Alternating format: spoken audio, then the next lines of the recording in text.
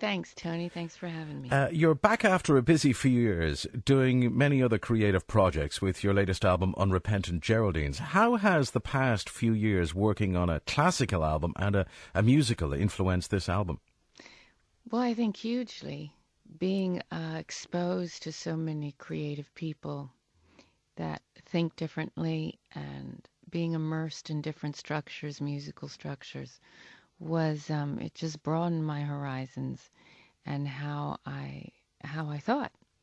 So it was hugely inspirational. Is it true that your daughter had a huge influence over this record? Yeah, she's 13 now, so she is a muse for me. Mm-hmm. Thinks she knows she is. She's quite cheeky. She's very funny, and she sang on the record. I asked her if she would sing, so we started talking about what kind of song we wanted to create. And it's a song called Promise, about a relationship whereby the mom and the daughter promise they won't do certain things and that they will do certain things for each other. Has she stuck to the promise? She stuck to the promise. We just finished this record a few weeks ago. It's hard for me to believe that it's coming out, that it's in DJ's hands right now, because we just mastered it like 3 weeks ago. We were mastering it, so it's just hot. It's just hot off the press. It just happened. Was it difficult to let it go? It's always difficult letting them go. It's sort of like the album looks at you, I look at it, and I think, oh my goodness, you're leaving. And off you go with a bottle of margarita in one hand and a bottle of tequila in the other hand and high heels. And I think, you're just born and you're 25 now. Mm. And it's strange because they come in, it feels like they come in as little children and they leave as grown ladies. Yeah, it is difficult to let them go. I'd say you've a wonderful connection with Ireland, a holiday home in Kinsale for the best part of 20 years now. Yes, since '95. Was the title of the album inspired by a 19th century Irish artist? Yes, it was, and I saw it in the Ballywilliam house.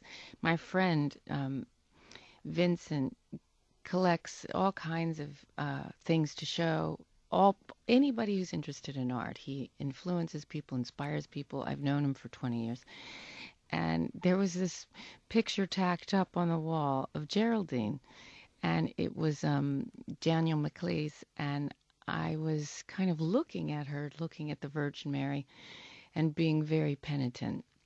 And I started thinking, oh, Geraldine, you've been up to all kinds of things, sweetheart. I know. And I wonder what's going on in your mind, honey.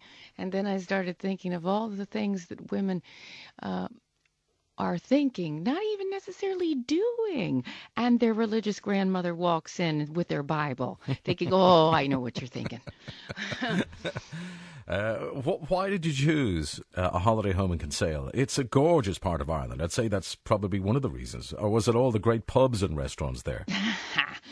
My father's side are Irish and Irish-Scottish, and my mom's side, they're part Native American, but they intermarried with a lot of Irish people. And I guess it's just something in the DNA. It seemed right at the time. I wanted to make a record that had its roots in early America, and part of that thread goes back to Ireland.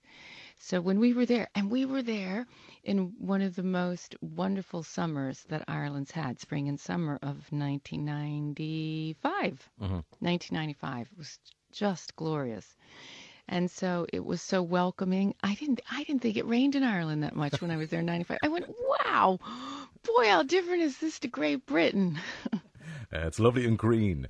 That's the first thing tourists say when they come to Ireland for the first time. They fly in, they go, how green is this country? It's all the rain we get, Tori. You've obviously, I've been down to Kinsale quite a lot. Fishy, I believe, is one of your favourite little haunts, and mine as well. Yeah, Fishy's great. Jim Edwards. I love Paula over at Jim Edwards. She runs it with her family, and there's so many great restaurants. It's such an amazing place, beautiful place. And I've gotten so much inspiration, I have to say. I've written so many songs sitting on the banks of that river, inspired songs on this record, the title track, of course. It was Shaking Me with Giant's Rolling Pin, which is a tale about these truth-telling pies in the NSA, and if they had to eat these pies, what a different world this might be. You're kicking off your world tour in the Opera House in Cork on May 5th. Yes. Was that on purpose so you could spend some more time in your favourite place?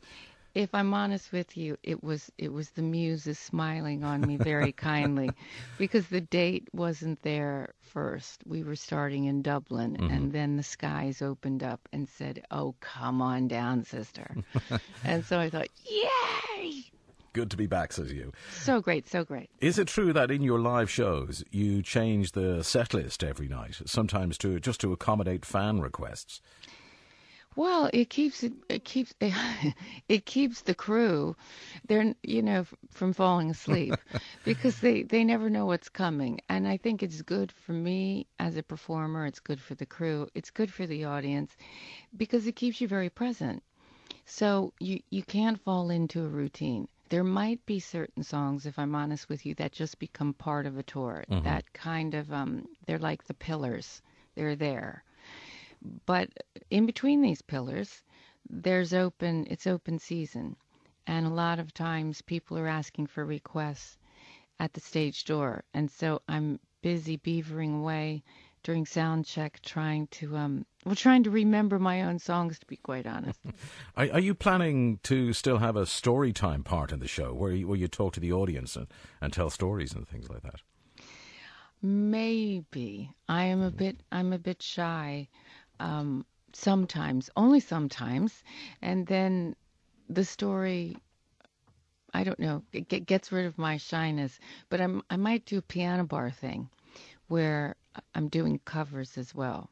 You take cover requests, and so through the internet, if people know, for example, I'm going to be in Berlin, then they might get the request ahead to me so I have time to learn it, or to come up with the silly arrangement.